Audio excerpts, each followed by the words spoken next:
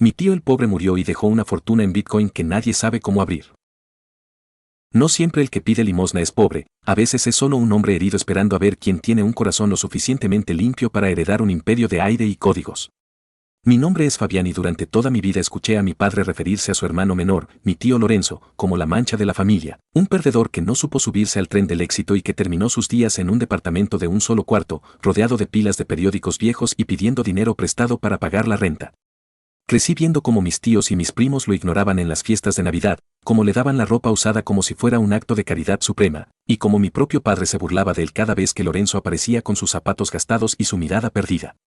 Pero hace 2 meses, el tío Lorenzo murió solo, en silencio, y lo que encontré entre sus ruinas de papel y polvo no solo cambió mi cuenta bancaria para siempre, sino que me reveló que el hombre al que todos llamaban pobre era en realidad el dueño de una fortuna que mi padre no podría ganar ni en 1000 vidas. Esta es la historia de cómo 12 palabras aleatorias se convirtieron en el juicio final para mi familia y de cómo la avaricia de mi padre terminó siendo su propia cárcel. Lorenzo siempre fue diferente. Mientras mi padre, Alberto, se jactaba de sus negocios inmobiliarios y de sus autos de lujo, que luego descubrí que estaban todos financiados por deudas, Lorenzo hablaba de criptografía, de libertad financiera descentralizada y de un futuro donde los bancos no tendrían el control sobre la vida de la gente.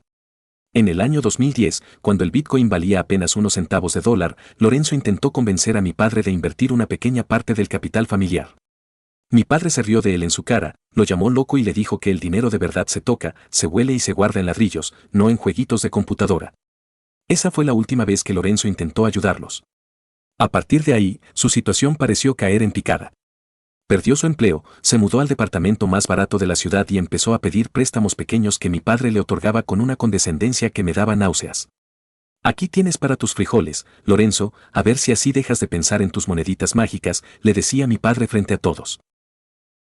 Yo era el único que lo visitaba sin que nadie me obligara.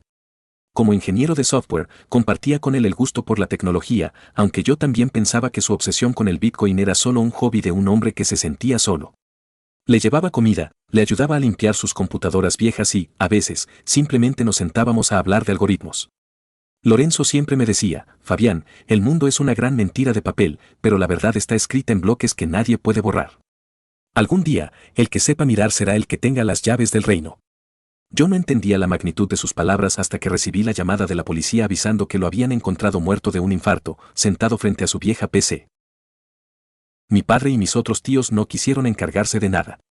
Ese lugar debe ser un nido de ratas, Fabián. Hazte cargo tú de vaciarlo y tira todo a la basura.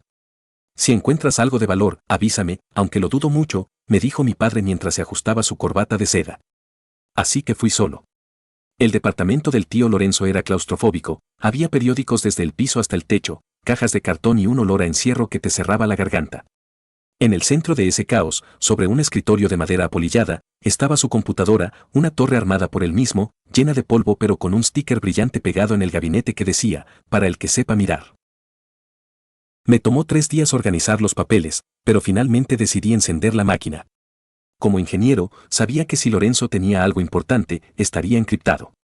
Tras varias horas de sortear firewalls artesanales y capas de seguridad Linux que él mismo había programado, logré entrar al sistema operativo. En el escritorio de la pantalla, que era una simple terminal negra, solo había un archivo de texto llamado justicia.txt y un enlace a una billetera digital de Bitcoin. Al abrir el enlace, mi corazón se detuvo. Sentí que el aire abandonaba mis pulmones y que la habitación empezaba a dar vueltas. En la pantalla, en números verdes que brillaban como esmeraldas en la oscuridad, estaba el saldo de la cuenta, 1024 Bitcoins. Con el precio actual del mercado, eso representaba más de $40 millones. Me quedé helado. El tío pobre, el hombre que pedía $50 para la renta, era un multimillonario. Pero el misterio era, ¿por qué vivió así? Abrí el archivo Justicia, TXT y lo que leí me hizo llorar de rabia y de tristeza. Lorenzo no vivía así por falta de dinero. Vivía así por elección, como un experimento social y como un castigo silencioso hacia su propia familia.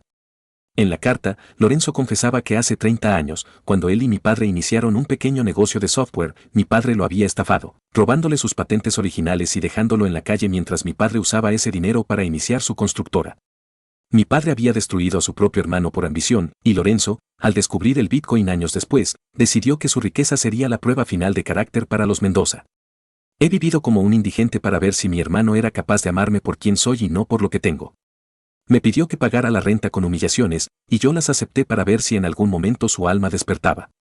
Solo aquel que limpie mi casa por cariño, y no por buscar un testamento de oro, recibirá las 12 palabras que abren mi cofre, decía el texto. El problema era que el archivo de texto no contenía las 12 palabras completas. Solo contenía 6. Las otras 6 estaban escondidas en el mundo físico de mi hogar. En ese momento, escuché pasos en el pasillo. Mi padre, que por instinto de buitre había sentido el olor a dinero, entró al departamento con un par de cerrajeros. Fabián. Me enteré por una vecina que pasas mucho tiempo aquí. ¿Qué encontraste? Ese loco tenía algo, gritó mientras veía mi cara de shock. Traté de ocultar la pantalla, pero mi padre ya lo había visto. Se abalanzó sobre la computadora con una avaricia que le deformaba el rostro. Bitcoin. Eran verdad sus locuras. Dámelo, Fabián. Como su hermano mayor, todo esto es mío por ley. Es el patrimonio de los Mendoza. Mi padre intentó quitarme la computadora por la fuerza, gritando que yo era un traidor.